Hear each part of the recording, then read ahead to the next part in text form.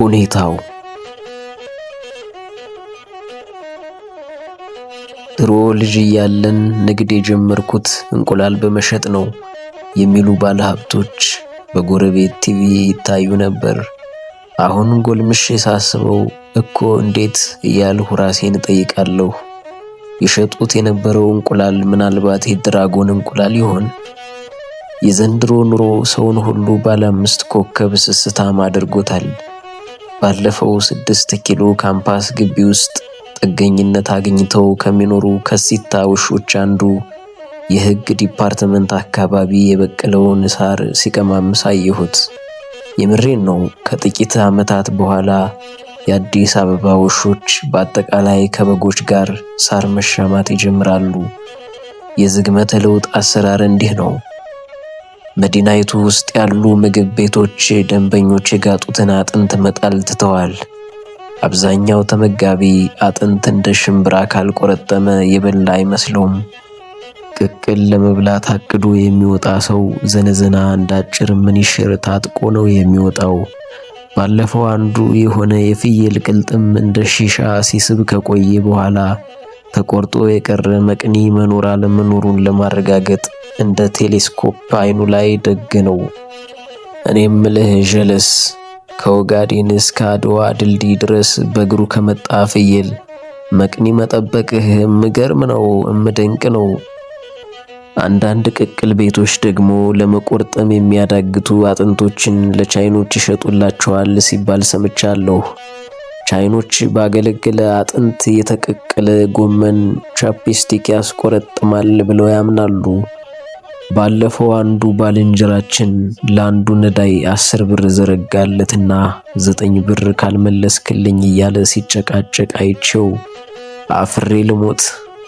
እሱ ግን የኔን ሩቡን ያህል አላፈረም። ደግሞ መልሱን ከተቀበለ በኋላ ከለማኙ ፊት ለፊት ተገትሮ ቀረ።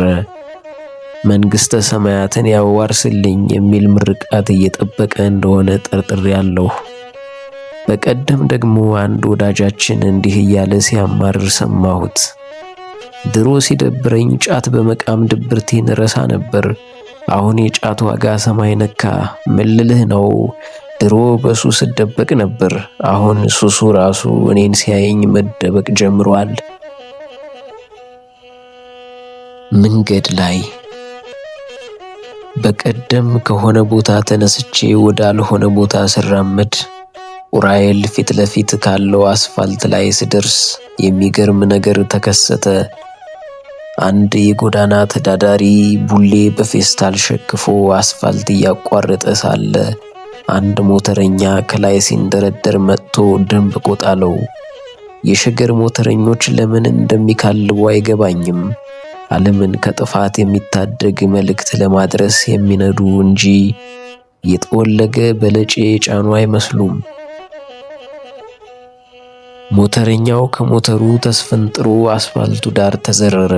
ሞተሩ ግን በራሱ ፈቃድ እየበረረ ሄዶ በአቅራቢያው ከሚገኝ ጋራጅ ውስጥ ገብቶ ተሰወረ። የጎዳናው ሰውዬ ተሽቀንጥሮ መንገዱ ጠርዝ ላይ ተገኘ።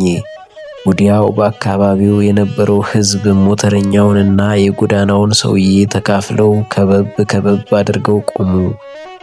በብዙዎች ፊት ላይ ሐዘን በግልጽ ይነበባል። ቢያንስ ከሁለት አንዱ አለመሞታቸው ብዙዎችን ያስደበረ ይመስለኛል። እኔ ሁሌም ከተጎጂው ጎን መሰለፍ ስለሚያስደስተኝ ከጎዳና ተዳዳሪው አጠገብ ቆምኩ። ተጎጂው ቀና ብሎ አየኝ። መላከ ሞትን ያባረረ ኡራኤል መስይታቸው ይሆንን ብዬ ራሴን ሸነገልኩ። የጎዳናው ሰውዬ የፈራሁትን ያህል አልተጎዳም። ደጋግሞ የመገጨት ልምድ ያካበተ ይመስላል። የቀኝ እግሩ መሃል አገዳ ላይ ብቻ የመድማትና የመጫጫር ምልክት አየሁ። አይዞህ ወንድም ጥላ፣ በዚህች እግርህን ታይበት አልሁና ከቦርሳዬ ውስጥ 200 ብር በማውጣት ዘረጋሁለት። በልግስናዬ ልቡ ተነክቶ ተጠምጥቦብኝ ያለቅሳል የሚል ግምት ነበረኝ። እናት ትጎዳ፣ በትክክል ያለኝ እንኳ ከትጎዳ ይከፋል። በ200 ብር ምንላቀቅ መስሏል አለና እጅጌን ጥቅጥቅ አድርጎ ያዘኝ። ክፉኛ እንደዞረበት ተገለጠልኝ። አይዞህ ጀለስ፣ በዚህ ደግሞ ጭንቅላትህን ታይበት አልሁና ቼክ ፈርሜበት ጉዞዬን ቀጠልኩ።